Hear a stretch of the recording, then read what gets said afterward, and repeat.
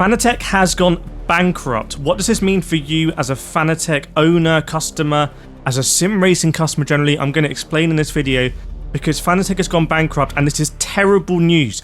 Do not buy Fanatec products right now. If you're in a Fanatec shop right now, do not buy them. This is the first time I've said this on this channel. But by the way, I've been covering this for almost a year and I reported on Fanatec going bankrupt, and when I did at the time, I was met with a tidal wave of abuse. I was banned from the Fanatec Facebook group. I had weird emails and comments and threats basically against me. But it is true. I only report the truth on this channel, and it is true. Fanatec is bankrupt and it's worse than I could have imagined. I was always hoping Fanatec would make it out of this one way or another, whether it's through hedge funds or whether it's through Corsair, whether it's through Thomas Jackermeier coming back. This is a disaster. I'm going to go through here what's going on, and Fanatec probably won't let you know about this because they never let you know about these sort of things as consumers. They only let the investors know, and my job as a journalist is to let you know what's going on. So you can see here the insolvency procedure, aka Starrug, failed.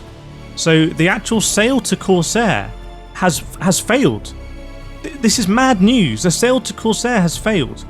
So they say business operations will continue, but they're filing for insolvency. Fanatec cannot afford to pay its debts.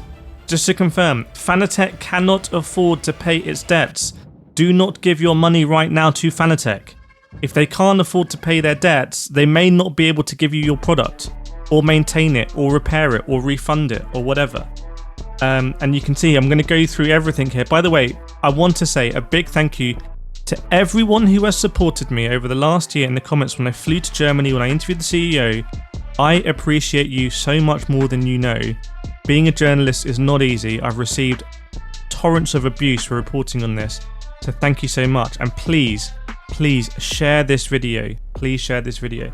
So here we go. So today, Fanatec, actually they reported it after market yesterday, but basically today, they filed an application with the local court in Germany to open insolvency proceedings due to over-indebtedness and insolvency, so can't afford to pay their money back.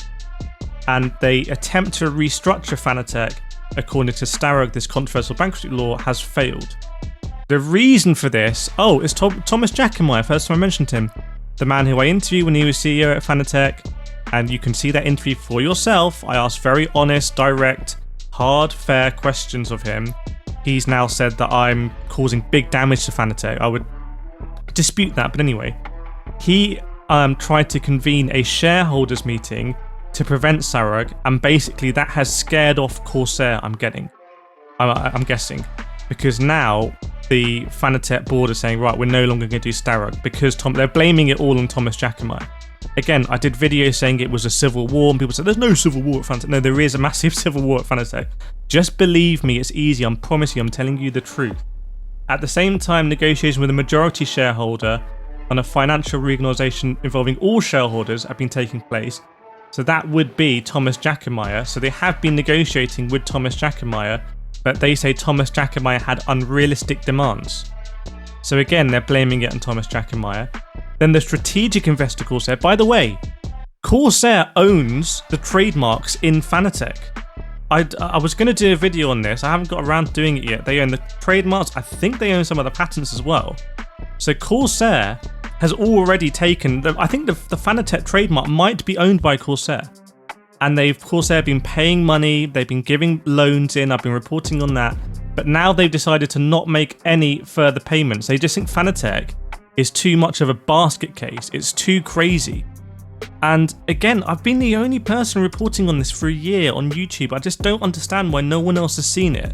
That things have not been right at Fanatec. If you're a sim racing company, your priority has to be your customers, because it's such a competitive marketplace and these are expensive products. And I feel like other YouTubers and people who report on this don't understand how expensive it is to buy these products. I buy Fanatec products. They cost me a lot of money. I work hard for it. That money goes into Fanatec products.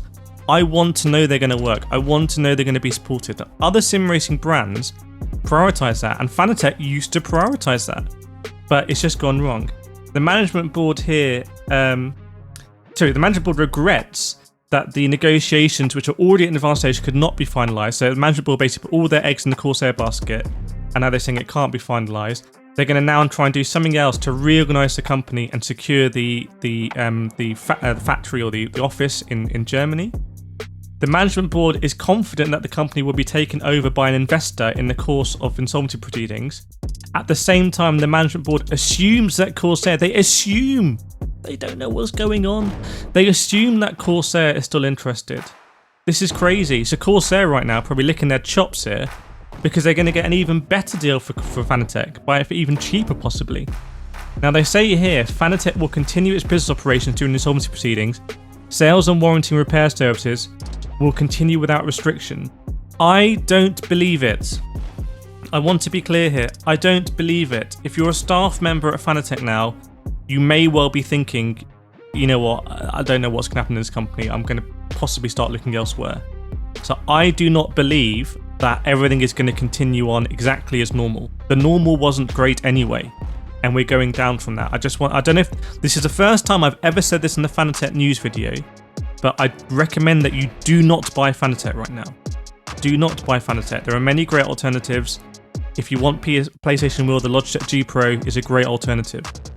If you want a PC wheel, there's so many, more than I can even list. Andreas Ruff said that the CEO and CRO, the guy who replaced Thomas Jackermeier, we want to thank our customers, that's me, employees and business partners for their trust and support over the past few months. Thank you, Andreas Ruff. Thank you.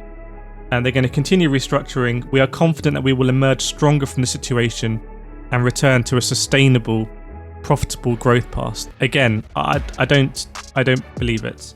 I'm sorry, but the management see the reasons for the massive corporate crisis in numerous wrong management decisions in recent years. Again, they are now blaming it on Thomas Jackermeier. This has become a blame game at Fanatec. So they are trying to blame Thomas Jackermeier. It feels like they're starting to try and blame Corsair a little bit, or saying we assume Corsair is still interested. But what they're not going to do is blame themselves, because they were brought in to do one job, which was to restructure Fanatec and make it stronger. They've been paid to do that, and ultimately they haven't done it.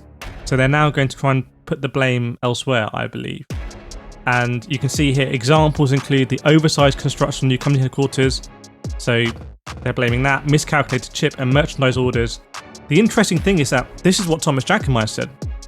When Thomas Jackermeier blamed me for my reporting on the company causing damage to Fanatec, he also blamed a number of the existing management, saying that they were responsible for everything else. He didn't blame himself for anything, but he blamed the others. And I think we need to hear from Thomas Jackermeier now, because it's not, I think Fanatec customers deserve it, actually, to hear directly from Thomas, because we are hearing from Fanatec through these investor statements what their position is, and we need to hear from Thomas directly, not through cryptic posts or posts from China or whatnot. That's my view anyway.